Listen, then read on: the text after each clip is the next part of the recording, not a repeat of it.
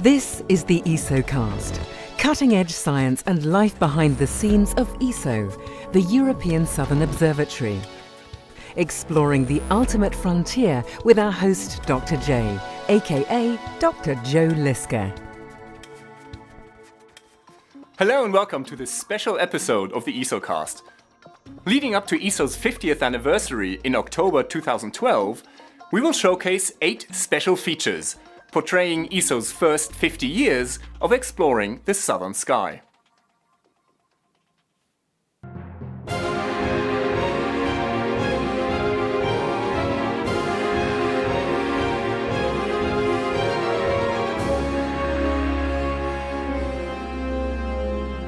Great music, isn't it? But suppose you had a hearing impairment. What if you couldn't hear the low frequencies? Or the high frequencies? Astronomers used to be in a similar situation. The human eye is only sensitive to a small part of all the radiation in the universe. We can't see light with wavelengths shorter than violet waves or longer than red waves. We just don't perceive the whole cosmic symphony. Infrared or heat radiation was first discovered by William Herschel in 1800. In a dark room, you can't see me. But put on infrared goggles and you can see my body warmth. Likewise, infrared telescopes reveal cosmic objects too cool to give off visible light, like dark clouds of gas and dust where stars and planets are born.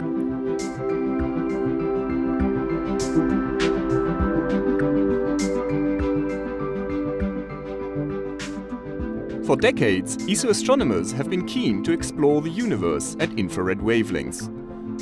But the first detectors were small and hence inefficient.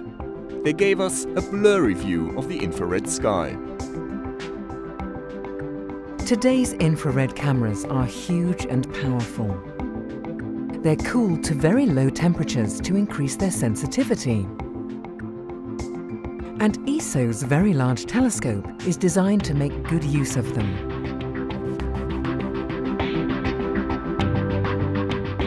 In fact, some technological tricks, like interferometry, only work in the infrared. We've broadened our view to reveal the universe in a new light. This dark blob is a cloud of cosmic dust. It blots out the stars in the background. But in the infrared, we can look straight through the dust. And here's the Orion Nebula, a stellar nursery. Most of the newborn baby stars are hidden by dust clouds. Again, infrared comes to the rescue, revealing stars in the making.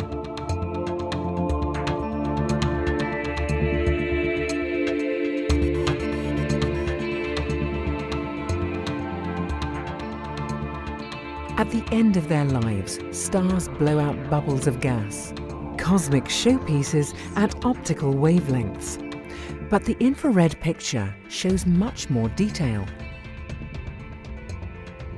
Don't forget the stars and gas clouds captured by the monstrous black hole in the core of our Milky Way galaxy. Without infrared cameras, we would never see them. In other galaxies, infrared studies have revealed the true distribution of stars like our own Sun. The farthest galaxies can only be studied in the infrared. Their light has been shifted to these long wavelengths by the expansion of the universe.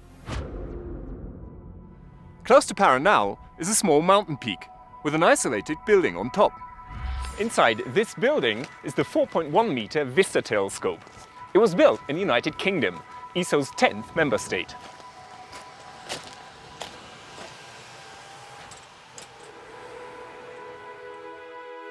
For now, Vista only does infrared. It uses a giant camera weighing as much as a pickup truck. And yes, Vista offers unprecedented vistas of the infrared universe. ESO's been doing optical astronomy since its birth 50 years ago. And infrared astronomy for about 30 years.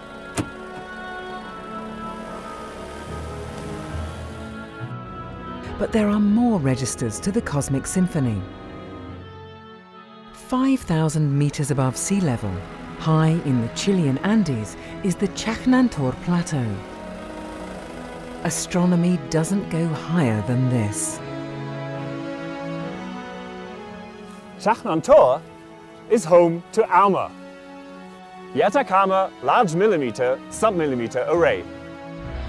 ALMA is still under construction, at a site that is so hostile that it's even hard to breathe. With just 10 of the 66 antennas in place, ALMA made its first observations in the autumn of 2011. Millimeter waves from space. To observe them, you need to be high and dry. Chajnantor is one of the best places in the world for this. Clouds of cold gas and dark dust become visible in a pair of colliding galaxies.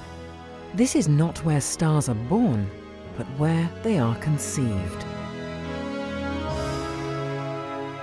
And these spiral waves in the outflow of a dying star, could they be due to an orbiting planet? By changing the way we look, we're closing in on the origins of planets, stars and galaxies, on the full symphony of the cosmos.